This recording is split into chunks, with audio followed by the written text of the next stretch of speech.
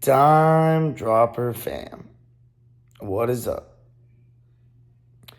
As many of you heard, I was one of the families who lost their house in the fire. It's really hard to put into words. I'd have too many to talk about them on this video. I'll probably end up doing one when I get equipment, but I don't know what to say, y'all. My stuff, my house, the entire neighborhood of Altadena and Palisades gone. I've spent some time in Pasadena, but not too much time in Altadena. Palisades, went to Pali High School. I guess the cat's out of the bag now. I tried not to, tell people where I went to high school or locations of, where I was around. I just said the west side to keep it vague, but spent a lot of time in Palisades. My whole club team was recruited out of there. Coached at the rec center, played at the rec center, and, coach at a nearby school. Losing all my stuff, I was a big collector, man. Very nostalgic person, as you all know. Collector of items. I kept referring to, I'm going to share my jersey collection with you one day. Share my playoff shirt collection one day. All of it gone. And above all, the stuff that's you can't bring back, like all my youth basketball games that were filmed, all my school IDs, my yearbooks, where you can't replicate what was written in those yearbooks or what I wrote down in those on those papers and those projects. All my signed stuff, all my gear I accumulated, my first jerseys. You can't really bring those back. I can get the same jerseys, but they're not the same as the ones I got. You know what I mean? The one first jersey I got. As far as housing, we have an amazing support system here in Los Angeles. Amazing support system of family and friends that we can stay with. But I also want to say a thank you to everybody who's donated to me and my boy Jackson over in Massachusetts, who started the GoFundMe for me. The link is in the description and in the comment section and in the pinned comment. In the pinned comment and the description. But I want to thank everybody who donated, whether you're from Massachusetts, you're from Iran, you're from LA, you're just one of the fans, or you're from Birmingham. All those people in Birmingham have reached out to me, and it just goes to show the beauty of sports. And I hopefully made an impact on you the same way you guys impacted me. I've tried to give Clipper fans a voice. I've tried to give LA sports a spotlight, and, I'm thankful that all those hours I wasted on Twitter, or so I thought, have come back, to help me. So thank you to all of you so much. I can't express my gratitude enough. It's going to be a really weird time. It's only just beginning. And if you would like to see me make some kind of like docu-series or a video on it, I might just do that, just because what the fuck else am I going to do, guys? I don't know what I'm going to do for the next couple of years. Like, my whole life has changed. The whole neighborhood. I can't really, this is going to be a short video because I have no means of editing, but on my first Locked On episode, when I come back, I'm going to talk about everything. But then I'll also probably talk about it on a video here. I think I'm going to try to go to the Clipper game tomorrow. I haven't watched the basketball game since, but the Clippers playing the Nets tomorrow. And I think I'm going to try to do a vlog. Even though I won't have my mics, I'll have my phone. And most of the videos I just film with my phone, but we got to totally rebuild my whole life, My means of making money in the daytime, my day job, the office got burned down. My dad's office got burned down. So now in the daytime, I'm not doing anything. The rec center that I coach at and volunteer at is now going to have to do significant repairs. The entire neighborhood that I live in, that my parents lived in, I was almost going to move out.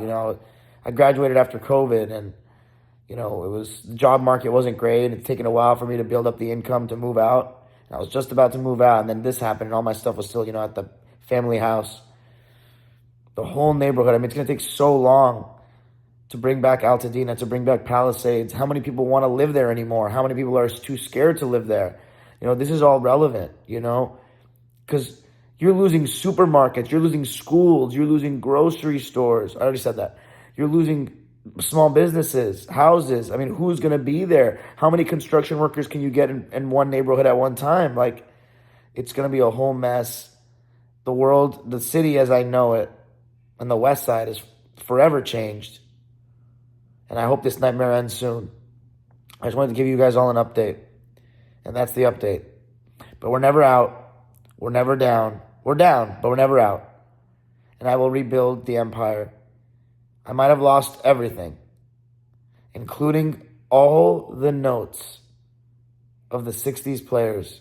That whole dime line, at this point I had done 1956 to 1971. All of my notes are gone. My dumbass didn't back them up on the cloud or something. So this summer I'm going to have to rebuild everything I lost. It's tragic, man. I don't even know what to say.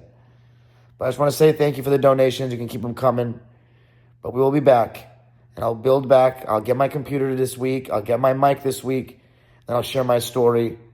And I guess the story of my life. Because, there's nowhere to hide anymore. Now everybody knows I was in the Palisades. I was in the West Side.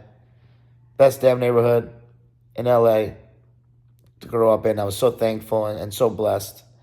And there's been a lot of nasty narratives around about how everybody in the Palisades has a ton of money. That's not particularly true. It is one of the most wealthy neighborhoods in the city. That is true. But I know people that are celebrities and have millions and millions, and I know people that are just family houses that they inherited from their parents, or just have 2 decent jobs. That's nothing crazy, and they live in the Palisades with their kids. And even the richest of the rich, the JJ Redick's kids, they lost their first jerseys most likely. They lost so many family mementos. And rich people, they're people too. And it's not about, they'll be able to live and, build their houses back. They'll have a roof over their heads. There'll be no problem. Their insurance will take care of it. It's much bigger than that. When you lose a house and everything in it, you lose a bit of yourself. You lose a bit of your life, a lot of your life. And even though I've had my differences with Redick, I still have a lot of sympathy for him and his family and every other family affected by this. And of course, the people in Altadena, are not as high income of a neighborhood and an older black neighborhood. That gets it even worse, and I just feel even worse for them. But, there's people in Palisades that their insurance situation's weird, and I'm not trying to do this whole, these wealthy people are fine, and these other people, I should feel bad for them. I feel bad for everybody. This is a human loss, and I know some really wealthy people growing up on the West Side, and they're some of the greatest, nicest people in the world with families just like everybody else. So prayers to all the families involved, and we'll get through this one day. It's going to take a while. I'm committed to do anything I can to bring back Palisades, do whatever I can to bring back my neighborhood, whether it means manual labor. But right now, the town's not safe to go into. The neighborhood's not safe. There's all the lead and, asbestos in the air and all that stuff. So I don't know how long it's going to take. But one day, we'll go back to try to clean up that neighborhood. And I know the folks of Altadena will probably do the same. And I know a lot of people are going to be afraid to move back, but I'm committed to bringing it back. I don't think my parents are going to try to leave and go to another neighborhood. They're going to want to build our house back.